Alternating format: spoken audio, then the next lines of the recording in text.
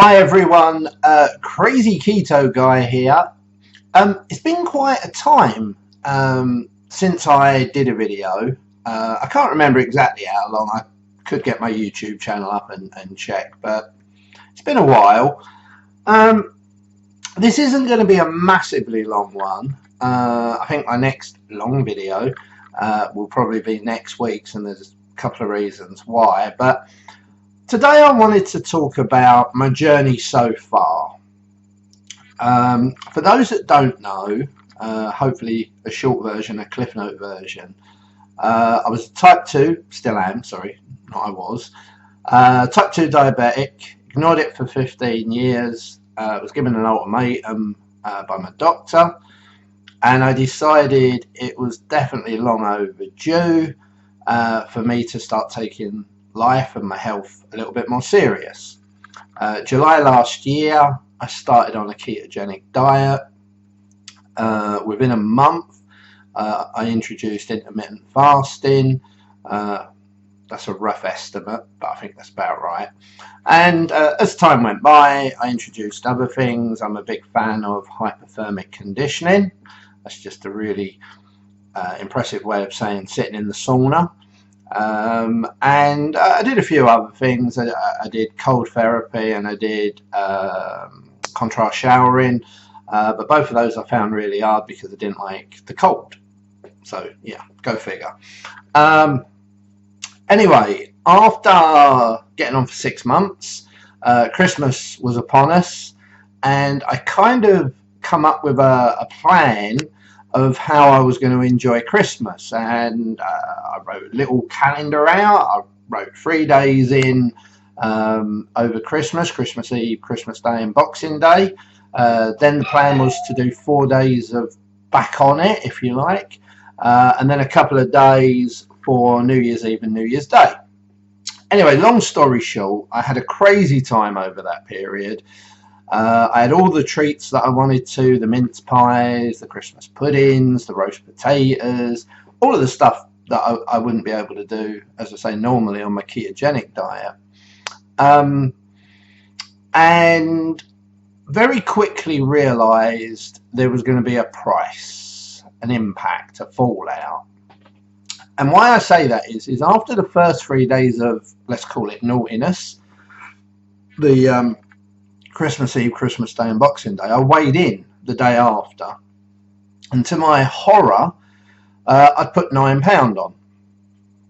I'd managed to get my weight down to 16 stone on the 23rd of December, which was a big achievement for me because I'd set myself a goal of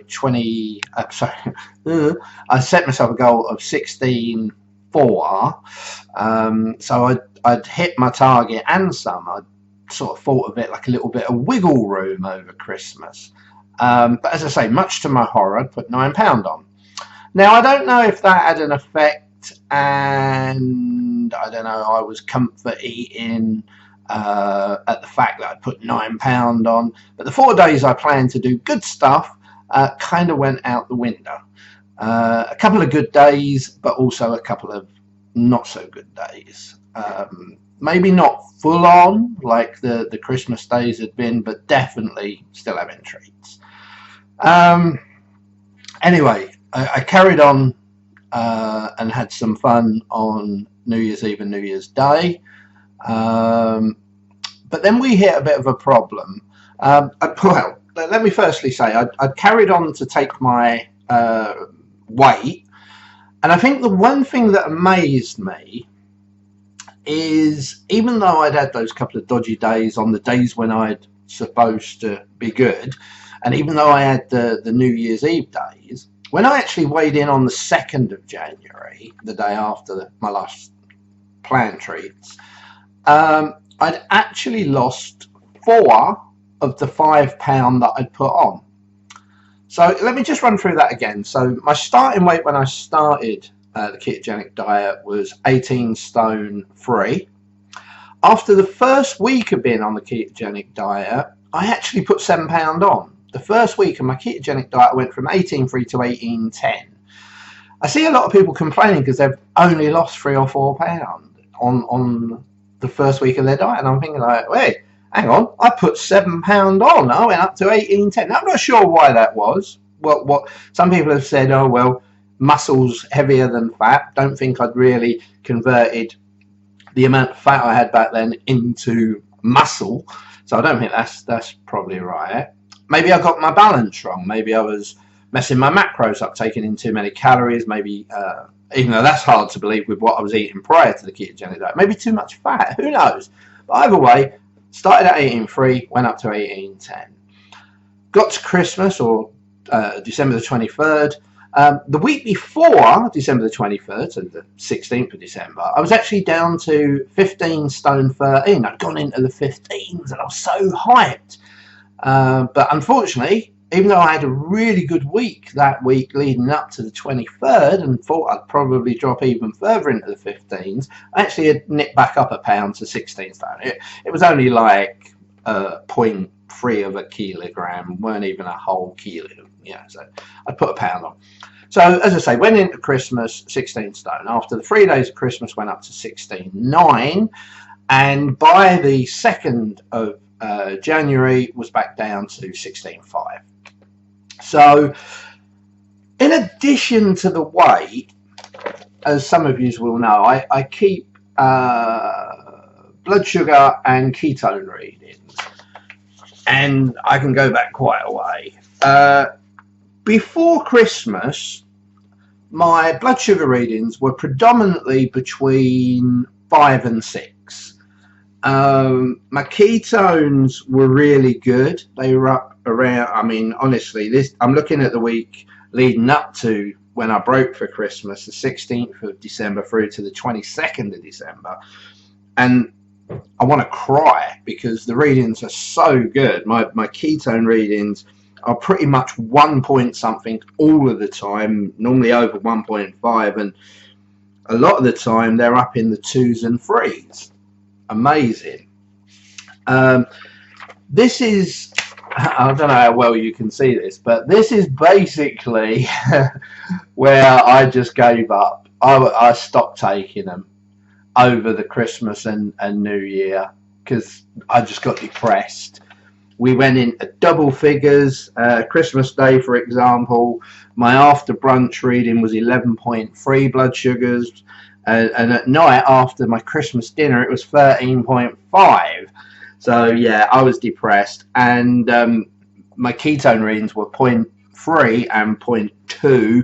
And towards the end of when I just stopped taking them completely, they were 0.1. So not medically ketosis, whatever it's called. Now the thing is as well as the damage of putting the weight on, and I use the word damage really lightly. I put on 9 pound, I lost 4 pound almost instantly, even without trying. But my blood sugars of recent have been sort of between 6 and 8, which is a little bit more than I obviously want them. And my point is we're at the end of January. The first couple of weeks after I weighed in on the 2nd and see that my weight had come down, I did pretty much get on it. The only thing again I'm going to say is there was still a lot of temptation. There was a lot of food left around the house, Christmassy stuff, Christmas cake, biscuits, etc.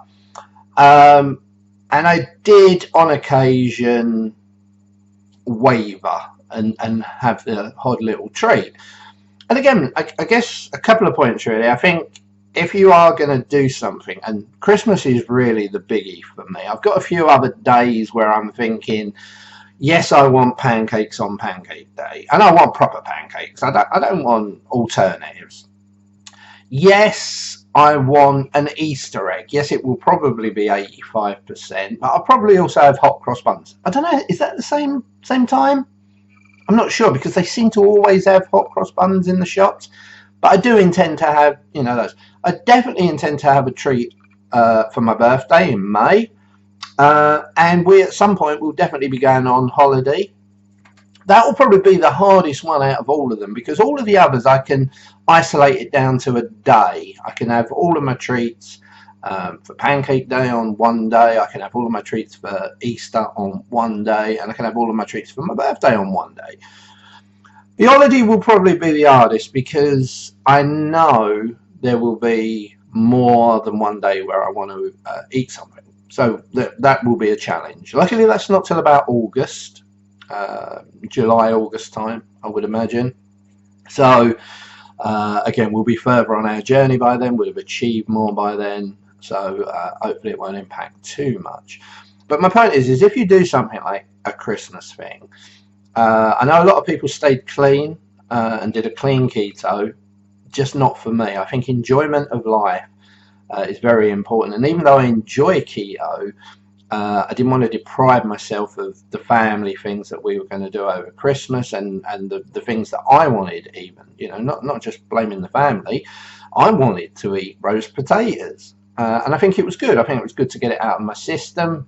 I'm not craving them again. It's not like I'm like, oh, go have some roast potatoes this weekend, or, you know, I want to get a Christmas cake. The funny thing is on the January the 14th was, if you like, for me, the January the 15th, the day after, was the day when I truly believe I was 100% back on track. And the reason I say that is we decided on January the 14th we were going to eat everything else that was left in the house, which included a whole turkey. Would you believe? We had a frozen turkey, huge turkey. So we literally had a Christmas day on January the 14th where I cooked the breakfast, full English, the whole shebang. We had a Christmas dinner. We ate the last remains of the Christmas cake and things like mince pies and pudding. Yes, we had another pudding left. Yes, we had mince pies left. We are a crazy family. But yeah, so my point is we're at the end of January now and it's still impacting. My blood sugars have not returned to where I want them. My ketones are not as high as they want them. I can't really comment on weight, and this is going to be the end bit of this video. What I did from when I weighed in on January the 2nd, that was a Thursday, I believe. So January the 6th, Monday, because I like to weigh in on a Monday, I've basically weighed in every week but not checked the results. My business partner thinks I'm absolutely mental for not doing that. I think it's just a psychological thing for me. I like to look at the results and do like a 4 or 5 week, what I call reveal, where I then look at the results. And one of the reasons for that is I normally always get one bad week in there. There's always one week where I've put on 2 or 3 pounds for some, you know, and it's never normally the week that I think, oh yeah, I was a bit dodgy on that week. It's normally the week when I think I've been exceptional. So I'm sure anyone who's seen any of my videos, that's probably about 4 of you, I don't get many views. These are the, I'm desperately trying not to see the ones more recently, but yeah, I mean, this is the one, this is the evil one where it showed me I'd gone up to 16.9, for example. And as you can see, that's on the 27th of the 12th. By the 30th, I was back down at 16.8, lost a pound. And by the 2nd, which is the last one I've officially seen, I was 16.7. No, that can't be right. 16.7. Hang on. Am I getting my maths wrong? That's only 2 pounds. I'm going to dare to look at the next one. Oh, how screwed up will this be if it's one I've not looked at? Oh, yeah. No, so it was the 6th. Sorry, so I'm getting my dates wrong. This is the last one I've looked at. The 6th, where I was back down to 16.5. So after that, I have another 1, 2, 3, plus the one I'll be doing on Monday, even though it'll probably be Tuesday because I'm moving this weekend. Oh, the stress of moving. So yeah, I'll have 4 weeks basically. So from the 6th of January, where I was back down to 16.5, through to Monday, or as it will be Tuesday, the 4th of February, I'll have 4 weeks to reveal. So the question is, after all of that waffle and nearly 15 minutes of video, what will my weight be? Will we be back down to 16? Will we be back into the 15s, which would be amazing, or have we put weight on?